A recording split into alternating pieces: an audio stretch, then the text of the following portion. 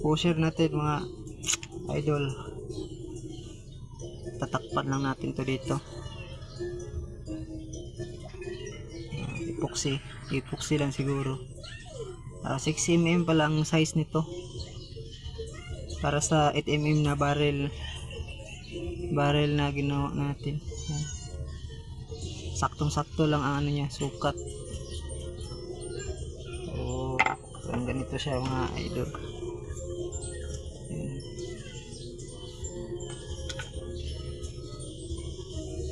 Yan.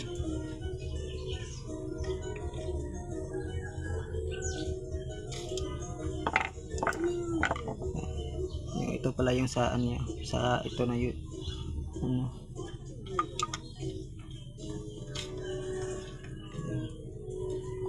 saktong sakto lang.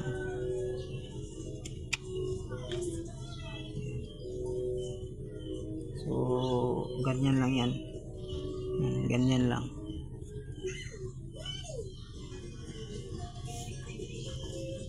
Kung marunong naman gumawa ng ano, yung valve ng ano, yung dito na ano exhaust, pwede dito lagyan magasin. Dito pwede yan lagyan magasin. Yan. DIY magasin pwede dito.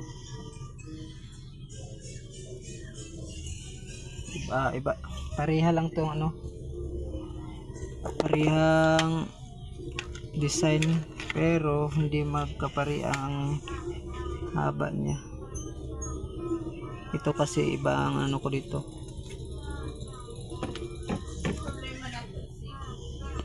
iba ang gagawin natin ito, yung sniper type lang siguro, kaya pinutulan ko siya dito para maging ano,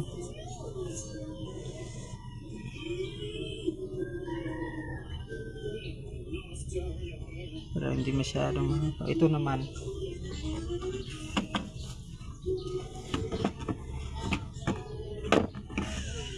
Itong isa mataas siya kasi ano lang to, parang bullpup, semi bullpup lang. Ano, dito lang yan ang ano niya, ang bat niya, parang ganito mga idol.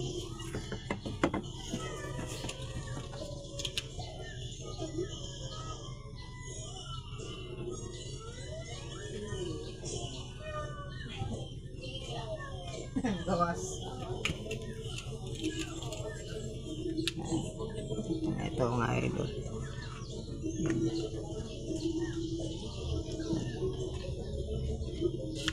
Parang nakaganyan yan.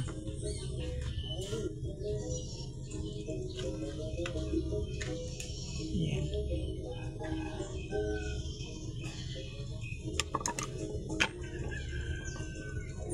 So ito naman pusher niya.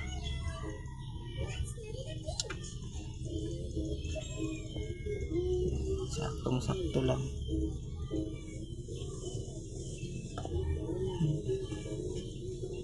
Hindi masikip, hindi rin ano, maluwag.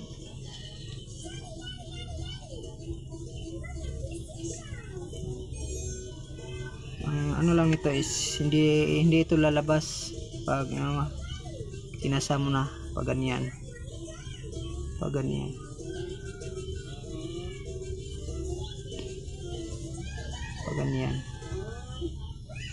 Pag ganyan hindi siya lalabas, dito lang siya kasi tatakpan natin yan dyan. Yan.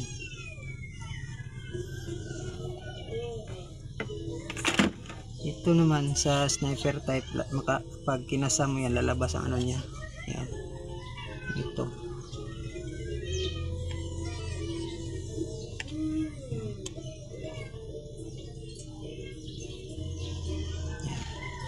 Malapit ng tapos, nilagyan na rin ito ng ano,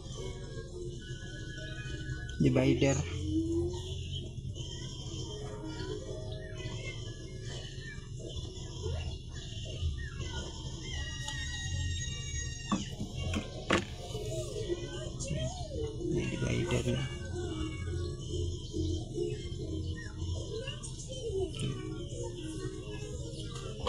nilagay ko dito sa T. Ito is inipoksihan ko para solid talaga.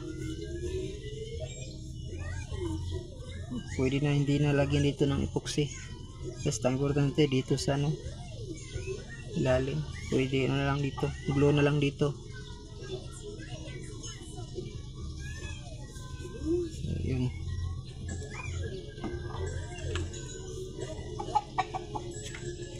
Dalawa.